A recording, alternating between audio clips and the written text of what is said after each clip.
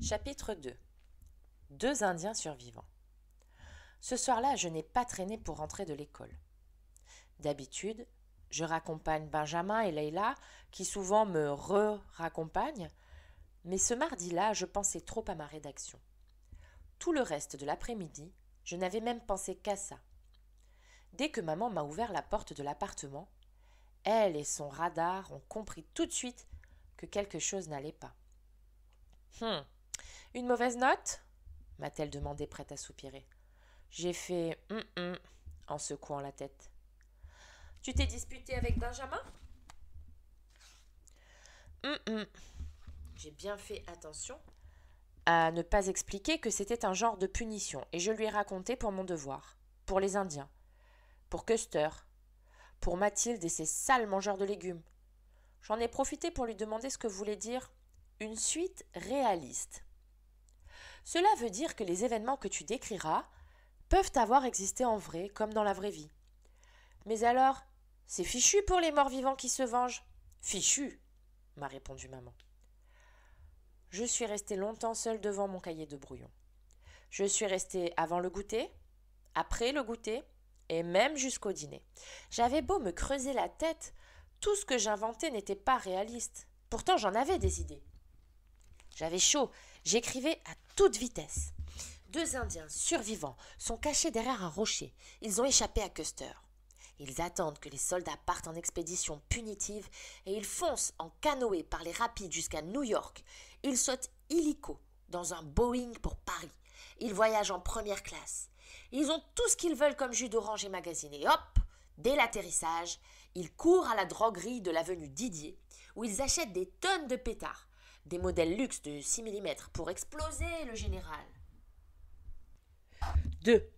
Les Indiens survivants dansent et chantent encore un coup autour du feu. Mais cette fois, ils ont compris leur erreur.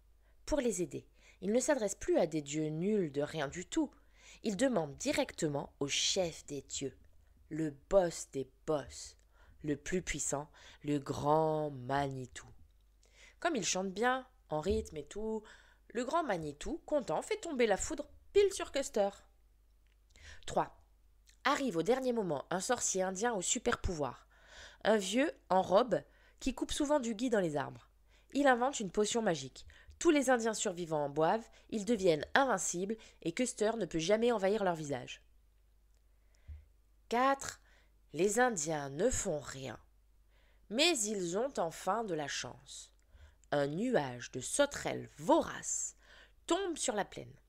Elle ne dévore que les soldats blancs qui ont un goût de légumes. Quand elle a vu mon brouillon, maman a fait la grimace. Eh bien, tu n'es pas près d'y arriver. Il est nul, a rigolé ma sœur.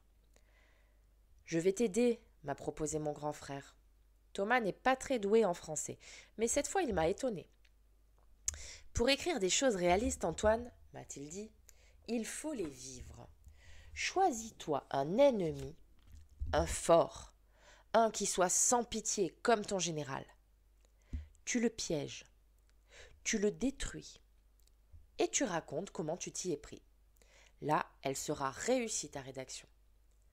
C'était un plan génial. Je n'avais plus qu'à choisir mon ennemi. J'ai réfléchi. Des ennemis dans le quartier, ce n'était pas ce qui nous manquait. On en avait même plein. Le boulanger de la rue Serpent qui n'aime pas les enfants, le chien féroce du voisin du 14, et ma cousine Claire, mais elle habite à Marseille. Il y avait aussi le grand Pierre du bâtiment B, mais je l'ai tout de suite rayé de ma liste, lui. Il était à l'aise pire que Custer. J'hésitais, je tournais en rond, je n'arrivais pas à me décider. Alors j'ai téléphoné à Leila et à Benjamin. Je leur ai proposé de nous donner rendez-vous le lendemain, mercredi. Leila a dit oui tout de suite. Pour Benjamin, c'était moins évident. Il n'était pas sûr que ses parents lui donnent le droit de sortir, vu le mot salé que le directeur avait mis dans son carnet. Il a promis de faire tout son possible. J'espérais vraiment que ça allait marcher. On ne serait pas trop de trois pour s'occuper du général.